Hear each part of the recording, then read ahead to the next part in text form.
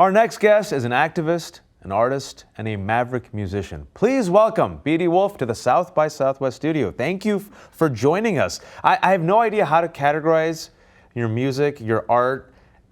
People try to categorize it. I'm assuming you hate the categories, and I read that you are just a musical weirdo. Well, I mean, that seemed to say it best, because I guess it's not that I hate the categories. I just feel like as an artist, it's often whatever you're inspired by, whatever captures your imagination, whatever the story is, that's kind of what leads you into these different areas. And often that isn't just music or art, it can be design or science or technology, all these different sort of fields that are typically almost like siloed from one another. So I've just kind of often just pulled the thread on my curiosity and let that take me wherever it is. And then, the projects come out very different. So I guess art is definitely the broad, categorization, but yeah, musical weirdo. It just seemed to say something that I couldn't articulate, and I didn't say that about myself. But you to me, and this is a compliment, are an intersectional artist, right? You take the influences and inspirations from the world, but it's not just limited to art for art's sake. You're like, I'm creating art, but I want this art to comment upon what's happening in the world and hopefully change what's happening in the world. And actually, your art has brought you to South by Southwest, where you're with another musical weirdo by the name of Brian Eno, where with your art, you are talking about climate change. And you were inspired by this documentary that you and I saw, probably were, I think, I'm much older than you, but when we were young folks, you saw Inconvenient Truth by Al Gore, talking about climate change. What impact did that documentary have on you as a teenager? Oh, Waj. I mean, it was everything. I was 15 or however old I was at the time. And that's one of those moments that, I'll remember forever. Everything about it sort of deeply imprinted on me as a teenager, watching this documentary and leaving the cinema and just feeling like, what the hell, how are we here? And it was so shocking. I went back home, I wrote this song called From Green to Red, which obviously now is this whole other project. And at the time I thought, well, I never need to record this song because, we're all gonna see this documentary and in 10 years we'll be on a totally different path.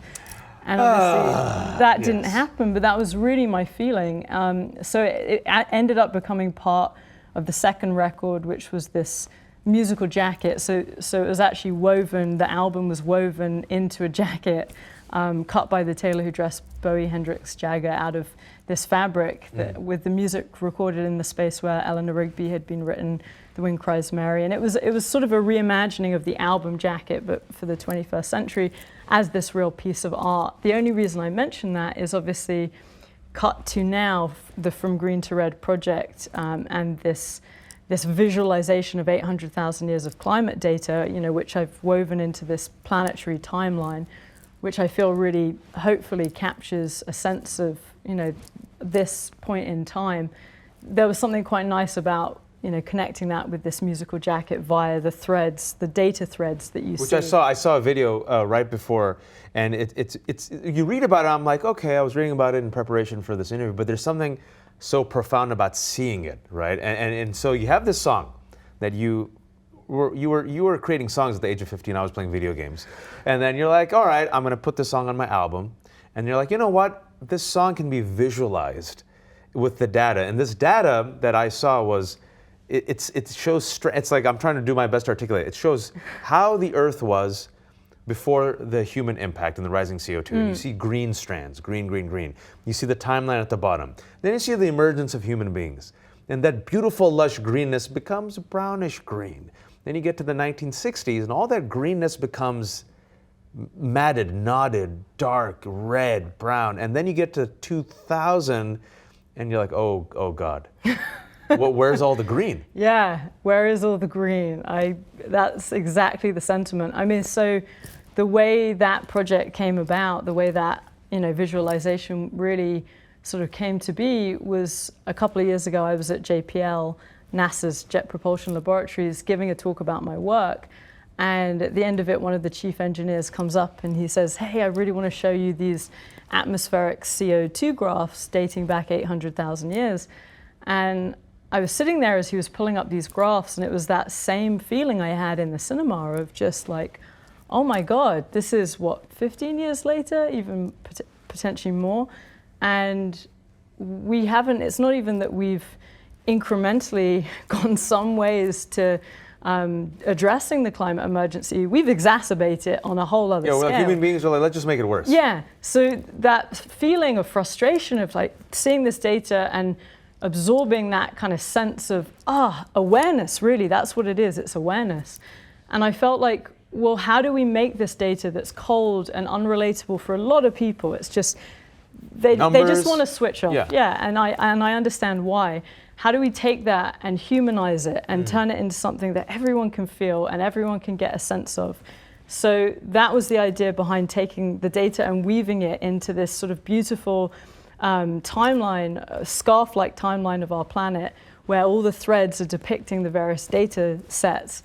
And it's set to the song From Green to Red, which I wrote, however many years ago, 2006. So I brought that song kind of back into the picture.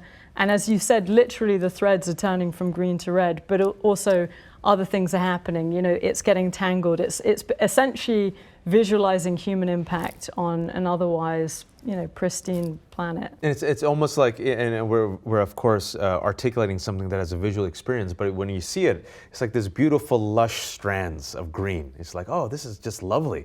And then it becomes, the lushness goes away. It becomes coarse and fewer and darkened. And you're like, our impact is literally killing the earth. There is something profound about visualizing the data through a narrative, through a story.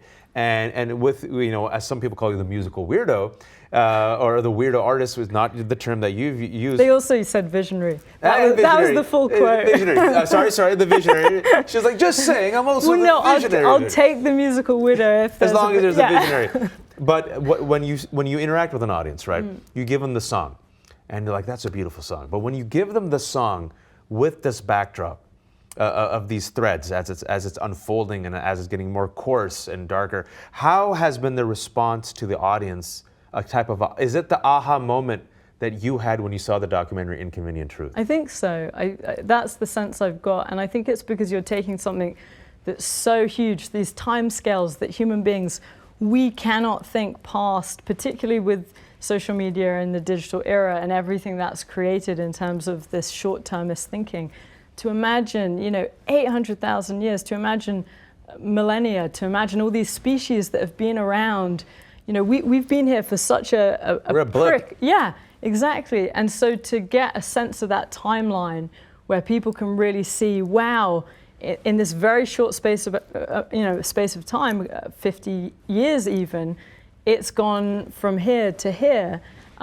I think that's something that's really, versus however many thousands of years where it was just flat, it's something you can only really visualize. And it's something that I think is also brought to life by the fact that it's music, it's, art, it's technology, it's data, it's all these things woven together. And to create a sort of even more engaging experience where people could really delve into the data, I created an interactive installation of it that was at the London Design Biennale last year. And the idea there was people could actually wave their hands over the fabric as it was being woven in front of them and pull out the specific carbon ppm and planetary timeline date. So at any point they could get a sense of what they were looking at. And I think that gave even more of that connection and that feeling of like people being able to sort of investigate it for themselves. Like this is literally the impact of our footprint or our handprint. Yeah, well, and just that tangibility, the thing I feel that sort of connects a lot of the projects that I do is when we move from physical to digital, obviously I'm talking about, say, music more than any other medium, but you had the records, you had that ability of sitting down and having this tangible component, this piece of artwork, that you could open up and read like a story. It was like these musical books. And I used to read the liners. Yeah, me too. And that was how I spent pretty much all of my childhood. And I was imagining, what worlds could I create for my albums? What will they look like? What will they feel like as much as what they'll sound like? And obviously, when we moved from physical to digital, we lost a lot of that. We lost a lot of the ceremony. We lost the storytelling. We lost the tangibility. And I think because of that, we lost the ability for things to go in deep and imprint and become a part of our DNA, become a part of who we are, forever change us. So in everything I create, I try, obviously it's bridging digital and physical. And I think the three things that are really important are tangibility, ceremony, and storytelling. I think with those three things, you allow whatever it is, whether it's music or information or some key message, to really go in. It becomes an experience. And stay with someone. And so that tangible aspect of people being able to move their hands over the fabric and interrogate it for themselves, I think was really key. And you with this community that you've created, right? It's also an experience, but it's an experience with a community. And I think people are thirsting for community, especially during a pandemic. There's a community of artists who have tried to use their art, their fame, their visionary talents to try to bring awareness to climate change. And so tell me how you collaborated with Brian Eno, because he spent his career also trying to warn people like, hey, climate change is here and it's coming after all of us. Oh, he's done an amazing job of being such a loud, mouthpiece for the issues that we're obviously seeing a lot more today. So he and I tomorrow will be talking a lot more about that and what we're going to be doing going forward. At South by. At South by, of course. And really what the role of art is in this climate crisis, because in some ways you could think, well, art's role is kind of whatever, But for me, I think actually art has that ability to make the unrelatable relatable and to really make people feel things that maybe some of the other fields are struggling to communicate because it's just kind of white noise. I think that's part of art's role, is to activate those bigger social issues and sort of create change when change is needed. And there are really two things, I always return to. There are two things we can't, we can live without them, but we can't thrive without them. And that's art and nature, and neurologist Oliver Sacks, he identified that those are the two things human beings fundamentally need, and often trump even some of the top pharmaceutical, alternatives when he's dealing with patients with all sorts of neurological conditions. Often art and nature are actually more powerful than any drugs. Because they bring joy. Yeah. It's a lived experience, it's a sensation, it's a memory. It's oftentimes, especially with music, we're in Austin, South by Southwest, you have live music. You can hear it, you can see it, you can see the performer, you get the thrill of the community. And so to bring that type of energy to a cause that is killing the planet, literally, to raise awareness, do you think that your colleagues, especially in this industry, should be doing more? Well, I mean, I know, look, everyone's responsible for themselves, right? But let me put it this way. There are those who say, let's get to the flip side of it. Just shut up and sing. Yeah. Just shut up and sing. I don't care about your politics. Is that what you're telling me to do? No, I am not. But how would you respond to that? People say, shut up and sing. Your job as an entertainer, the box I'm going to put you in, is to entertain me and give me that feeling of joy. I don't care about your politics. Oh, well, luckily I haven't had to deal with that before. I think the role of an artist, and that's almost, also what we started with, that sense of being a Renaissance artist, of someone that dips into these different fields, of, a poet, a philosopher, a physical artist, a visual artist. It's not just one road. I think that actually the role of art and that sense of storytelling is more important now than it's ever been, because that's where we feel things, that's where we feel connected, that's how we thrive and are alive inside. And I have a philanthropic music dementia project which I began a number of years ago, which has become a charity actively getting music in all care homes in the UK, as music is such a fundamental aspect of healing, and essentially it's really a medicine. So I think when you realize that actually music and art go way beyond entertainment, they're often doing things that we as scientists don't even understand in terms of healing and bringing people back when nothing else can. I don't know if you saw this video of Tony Bennett, who was suffering from dementia towards the end of his life. And then once they started playing his music, they just put a microphone in his hand. And this is Tony Bennett, who sometimes can't even recognize his own wife. It came back. He's on. Yeah. All the lyrics, the beats, he got it. And they're like, we don't understand this. But the music literally brought him back. You saw the magic of art in real life. There's something restorative to it. Absolutely. I mean, really, if anyone wants any more proof, go read Musicophilia by Oliver Sacks. He documents music's power across every neurological condition, from Parkinson's to autism to dementia to schizophrenia. During this research project that I was doing, I saw people who were catatonic getting up and dancing. I saw people who were nonverbal singing along with these songs they didn't even know. So the power of music, it's like we know almost as much about deep space as we do about the brain and the effects of music on the brain.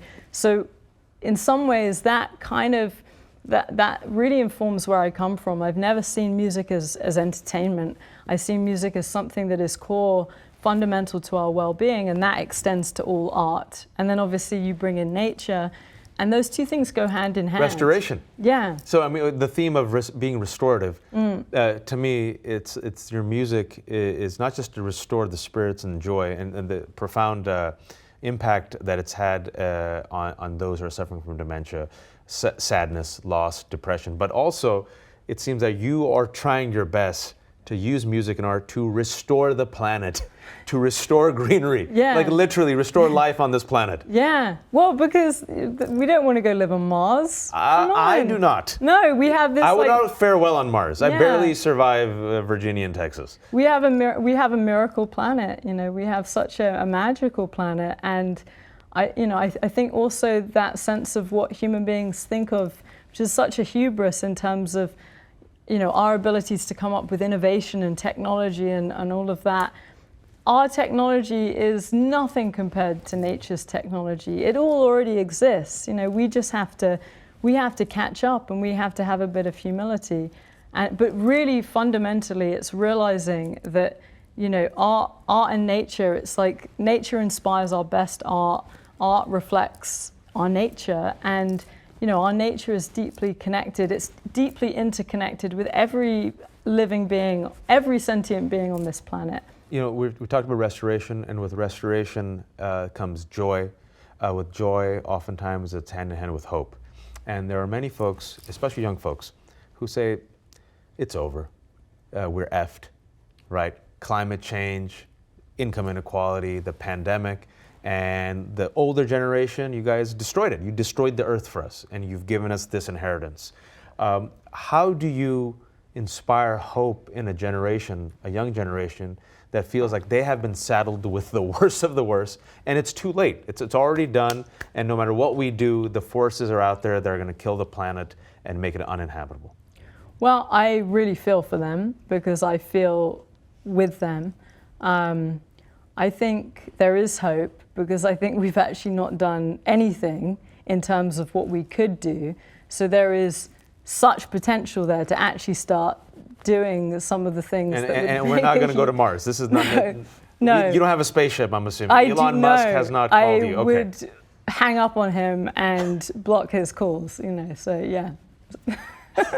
But Bezos, you'd be fine with Bezos? Oh no, same, yeah. Yeah, I'm with you. I'm of the, before we go off into space and make Elysium and colonize Mars, let's at least give a shot to Earth. Well, the lunacy is, they realized that to live on Mars, you'd have to essentially adapt and live much more extremely than we live currently here on Earth. So it's sort of this thing of like, oh yeah, we could go live on Mars, but we'd all have to be vegan and we'd all have to do X and Y and Z. And it's like, and put on helmets so we can breathe air. We could kind of just do that here. But I think that again, that ego, that sense of sort of conquering something and not realizing what you have. I mean, the crazy thing is that there are so many species we have on planet Earth that we still have no idea about, and yet, if we find something on Mars, it's this huge revelation. And I think that does come down to just humans wanting to be God, you know, which I talk about in my song From Green to Red. As a teenager. And whenever humans have tried to be God, humans are humbled very quick. Yeah. I appreciate your time. I appreciate your music. I appreciate your art. Thank you so much for using it to try to restore not only spirits, but also to try to restore the earth. And thank you and Brian for the work you're doing. And where can they see you tomorrow at South by Southwest? In the Ballroom EF on floor 4 at 10 a.m. That was well done. Look, that's why you're the pro and get paid the big money. Beatie, thank you so much for stopping by. Again, she'll be in conversation virtually with Brian Eno tomorrow at 10 a.m. in the Austin Convention Center Ballroom, EF. You will not want to miss it. Thank you all for tuning in. You can watch all of our studio interviews on the South by Southwest TV app, available on Apple TV, Roku, Android TV, and Amazon Fire. These interviews are also available on our YouTube channel at youtube.com/SXSW. And for a complete list of our interview schedule, check out sxsw.com/studio. I'm Majat Ali. Thank you for tuning in.